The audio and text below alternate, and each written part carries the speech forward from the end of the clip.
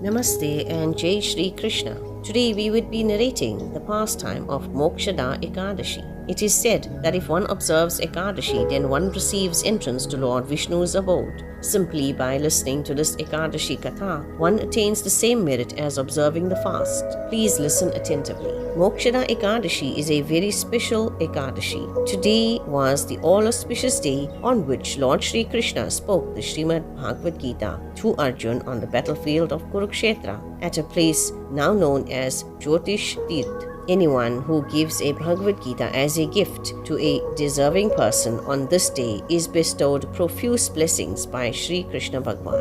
Mokshadaa Ekadashi pastime from the Brahmanda Puran. Yudhishthir Maharaj said, O Vishnu, Master of all, O Lord of the entire universe, I offer my most respectful obeisances unto you. O Lord of Lords, for the benefit of all living entities, kindly answer some questions that I have. What is the name of the Ekadashi that occurs during the light fortnight of the month of Margashirssh, November-December, and removes all sins? How does one observe it properly, and which deity is worshipped on that holy day? O my Lord, please explain this to me in full. Please hit the like button and subscribe to my channel to encourage more videos like this. Lord Shri Krishna replied, O dear Yudhishthir, your inquiry is very auspicious and will bring you fame. Just as I previously explained to you about the dearest Utpana Mahadvadashi, which occurs during the dark part of the month of Margashirssh, which is the day when Ekadashi Devi appeared from my body to kill the demon Moor, and which benefits everything animate and inanimate in the three worlds. So I shall now relate to you regarding this Ekadashi that occurs during the light part of the month of Margashirssh. This Ekadashi is famous as Mokshadaa because it purifies the faithful devotee of all sinful reactions and bestows liberation upon him. The worshipful deity of this all-auspicious day is Lord Damodar. With full attention, one should worship him with incense, a ghee lamp, fragrant flowers, and tulsi manjaris. O best of saintly kings, please listen as I narrate to you the ancient and auspicious history of this wonderful Ekadashi. Simply by hearing this history, one can attain the merit earned by performing a horse sacrifice. By the influence of this merit, one's forefathers, mothers, sons, and other relatives who have gone to hell can turn around and go to the heavenly kingdom. For this reason alone, O king, you should listen with rapt attention to this narration. There once was a beautiful city named Champaknagar, which was decorated with devoted Vaishnavas. There the best of saintly kings, Maharaj Vaikanas, ruled over his subjects as if they were his very own dear sons and daughters. The Brahmins in that capital city were all expert in 4 kinds of Vedic knowledge. The king, while ruling properly, had a dream one night in which his father was seen to be suffering the pangs of torture in one of the hellish planets ruled over by Yamraj. The king was overwhelmed with compassion for his father and shed tears. The next morning, Maharaj Vaikanas described what he had seen in his dream to his council of twice-born learned Brahmins. O Brahmins, the king said, in a dream last night I saw my father suffering on a hellish planet. He was crying out in anguish, O son, please deliver me from this torment of this hell. Now I have no peace in my mind, and even this beautiful kingdom has become unbearable to me. Not even my horses, elephants, and chariots, and my vast wealth in my treasury that formerly brought so much pleasure gives me no pleasure at all. Everything, O best of the Brahmins, even my own wife and sons, have become a source of unhappiness since I beheld my dear father suffering the tortures of hell. Where can I go and what can I do, O Brahmins, to alleviate this misery?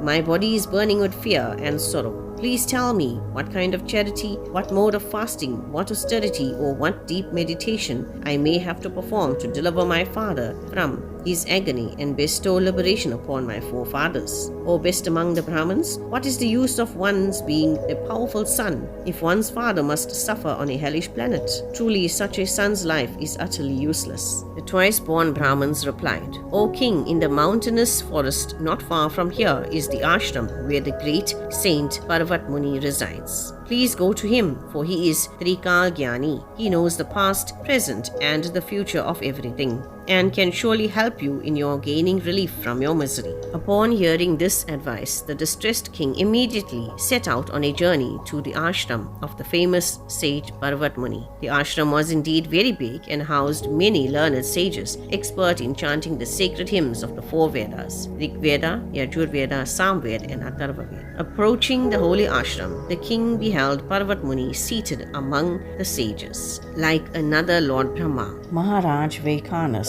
offered his humble obeisances to the Muni, bowing his head and then prostrating his entire body before him. After the king had seated himself, Parvat Muni asked him about the welfare of the 7 limbs of his extensive kingdom, his ministers, his treasury, his military forces, his allies, the Brahmins, the sacrificial offerings performed, and the needs of his subjects. The Muni also asked him if his kingdom was free of troubles and whether everyone was peaceful and happy. To these inquiries, the king replied, "By your mercy, O glorious sage, all 7 limbs of my kingdom are doing very well. Yet there is a problem that has recently arisen, and to solve it I have come to you, O Brahman, for your expert guidance." Then Parvat Muni, the best of all sages, closed his eyes and meditated on the king's past, present and future. After a few moments, he opened his eyes and said, "Your father is suffering the results of committing a great sin, and I have discovered what it is. In his previous life, he quarreled with his wife and forcibly enjoyed her during her menstrual period. She tried to resist his advances, still he did not stop or leave her alone.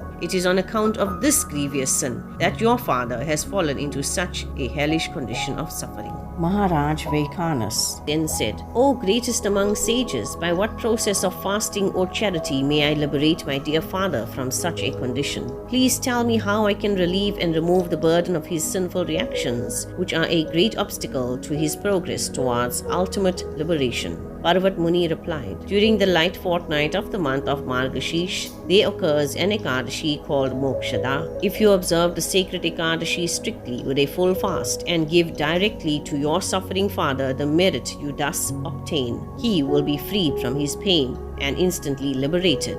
Hearing this, Maharaj Vekanas profusely thanked the great sage and then returned to his palace. O Yudhishthir, when the light part of the month of Margashirsha at last arrived, Maharaj Vekanas faithfully and perfectly observed the Ekadashi fast with his wife, children and other relatives. He dutifully gave the merit from this fast to his father, and as he made the offering, beautiful flower petals showered down from the sky. The king's father was then praised by the messengers of the Devas and escorted to the celestial regions. As he passed his son, the father said to the king, "My dear son, all auspiciousness unto you." At last he reached the heavenly realm. O son of Pandu, whoever strictly observes the sacred Mokshadaa Ekadashi, following the established rules and regulations, achieves full and perfect liberation after death. There is no better fasting day than this Ekadashi of the light fortnight of the month of Maargasheersh,